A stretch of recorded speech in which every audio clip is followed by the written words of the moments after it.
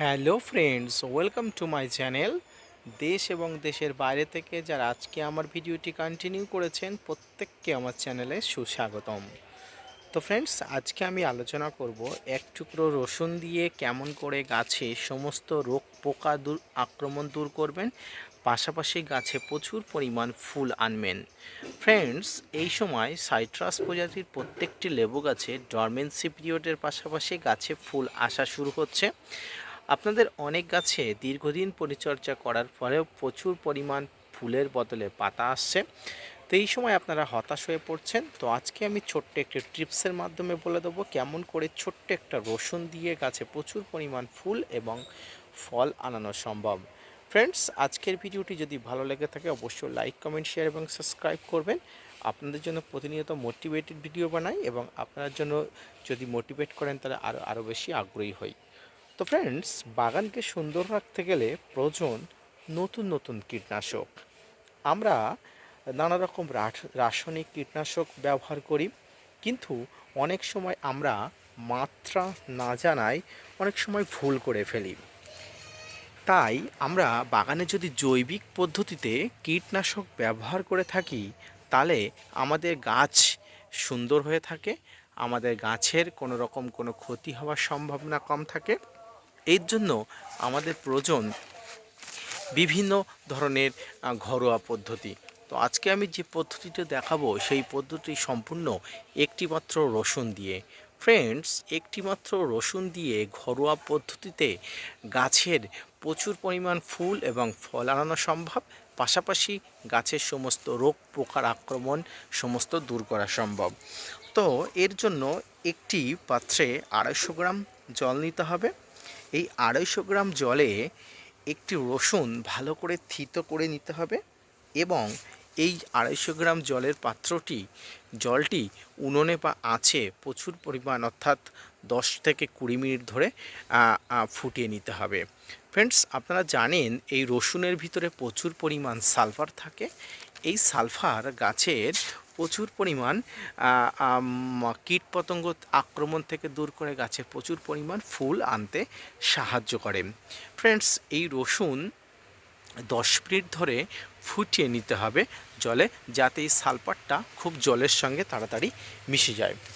এরপরে আমাদের নিতে হবে করবি পাতা। ফ্রেন্ডস, আপনারা জানেন করবি পাতা খুব একটি বিপজ্জনক পাতা। আমরা বাড়িতে ছাদ বাগানে তবুও করবি পাতা আমরা ছাদ বাগানে আমরা বিভিন্নভাবে আমরা রোপণ করে থাকি। তো এই করবি পাতা নিতে হবে। এই করবি পাতা 6 থেকে 7টি করবি পাতা একটি পাত্রে ভালো করে থিতো করে নিয়ে ওই জলে অর্থাৎ যে রসুন যে জলে দিয়েছেন সেই জলে দিয়ে দেবেন এবং এই জলটাকে আরও বেশ কিছুক্ষণ ফুটিয়ে নিতে হবে। এভাবে ফুটিয়ে নিলে করবি পাতা থেকে নির্যাসটি খুব সহজেই ওই রসুন গোলা জলের সঙ্গে মিশে যাবে। ফ্রেন্ডস, সালফার অর্থাৎ রসুনের মধ্য থেকে সালফার এবং করবি পাতা থেকে নির্যাস রসুন গোলা জলে মিশে যাবে। এর ফলে এই রসুন গোলা জল এবং করবি পাতার থেকে নির্যাস বেরোলো জল প্রচুর পরিমাণে কীটনাশকের কাজ করবে, পাশাপাশি গাছের শরীরকে সুস্থ রাখতে প্রচুর পরিমাণ সাহায্য করবেন। ফ্রেন্ডস, এবারে কি করবেন, ওই মিশ্রণটিকে একটি আলাদা পাত্রে 30 মিনিট ধরে রাখতে হবে এবং মিশ্রণটি ঠান্ডা হয়ে গেলে অবশ্যই এই মিশ্রণের সঙ্গে কিছু পরিমাণ হলুদ জল মিশিয়ে দিতে হবে, অর্থাৎ হলুদ মিশিয়ে দিতে হবে।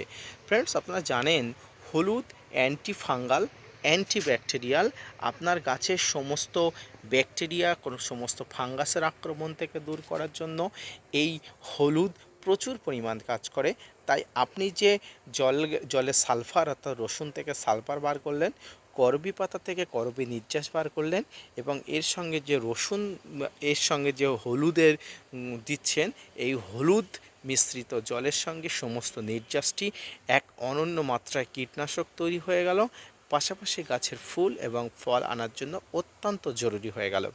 ফ্রেন্ডস, এক্ষেত্রে আপনারা মনে রাখবেন, আপনারা যে করবি পাতাটি যে পাত্রটি থেঁতো করবেন সেই পাত্রটি খুব সাবধানবশত আগে ধুয়ে নেবেন, কারণ এখান থেকে কোনো ধরনের নির্যাস আপনি বা আপনার বাড়ির কোনো ফ্যামিলি বা কোনো বাচ্চার মুখে বা কোনো চোখে কোনো জায়গায় গেলে কিন্তু বিপদ হয়ে যাবে। তাই সেক্ষেত্রে করবি পাতা যে পাত্রটিতে নেবেন বা নির্যাসটি বের করবেন খুব সুন্দরভাবে আগে ভালো করে খুব সাবধানবশত ধুয়ে ফেলবেন। ফ্রেন্ডস, তবে টোটাল এই যে নির্যাসটি অর্থাৎ রসুন থেকে বেরোনো নির্যাস জল, করবি পাতা এবং এই টোটাল মিশ্রণের সঙ্গে যে হলুদগুলা, এটি এবারে একটা পাত্রে, আলাদা পাত্রে ছেঁকে নেবেন। এবারে ফ্রেন্ডস, এবারে পুরো মিশ্রণটিকে সরাসরি গাছে প্রয়োগ করবেন না, কারণ যে কোনো মিশ্রণই সরাসরি গাছে প্রয়োগ করা উচিত নয়। এবার আপনি যে টোটাল যে 250 গ্রাম জল নিয়েছিলেন, এবারে অপর একটি পাত্রে 250 গ্রাম আলাদা জল নেবেন। এবার ওই 250 গ্রাম জলটি এই মিশ্রণের সঙ্গে মিশিয়ে নিয়ে টোটাল জল থেকে 500 গ্রাম করে নেবেন। এবার ওই জলটাকে আপনারা গাছের গোড়ায় দিতে পারেন বা আপনারা অবশ্যই গাছের পাতাতেও স্প্রে করতে পারেন। এই পদ্ধতিতে যদি আপনি আপনার ছাদ বাগানের সমস্ত গাছে যদি খুব ভালো করে ব্যবহার করতে পারেন, আপনার ছাদ বাগানের প্রত্যেকটি গাছ কীটপতঙ্গর আক্রমণ থেকে দূর থাকবে, প্রত্যেকটি গাছ খুব সুন্দর থাকবে, সুস্থ থাকবে। পাশাপাশি বিশেষ করে লেবু গাছে প্রচুর পরিমাণ ফুল আসবে এবং কীটপতঙ্গর আক্রমণ থেকে দূর হবে। ফ্রেন্ডস, এই সময় আপনাদের গাছে, লেবু গাছে কচি পাতার পাশাপাশি ফুল আসছে। এই কচি পাতা খাওয়ার জন্য বিভিন্ন মথ, বিভিন্ন ধরনের শুঁয়োপোকার আক্রমণ ঘটে। আপনি যদি এই মিশ্রণটি যদি সপ্তাহে 2 বার দিয়ে থাকেন, খুব ভালো কাজ করবে এবং খুব ভালো কাজ হবে। তো ফ্রেন্ডস, আজকের এই ভিডিওটি যদি ভালো লেগে থাকে অবশ্যই একটা লাইক, কমেন্ট, শেয়ার এবং সাবস্ক্রাইব করবেন। আপনার জন্য প্রতিনিয়ত ভিডিও বানাই। আপনারা যদি চ্যানেলটিকে মোটিভেট করেন তাহলে আরও বেশি উৎসাহী হয় এবং নতুন নতুন ভিডিও বানাতে আগ্রহী হয়। ফিরে আসছি নতুন কোনো ভিডিও নিয়ে, ততক্ষণ সঙ্গে থাকবেন।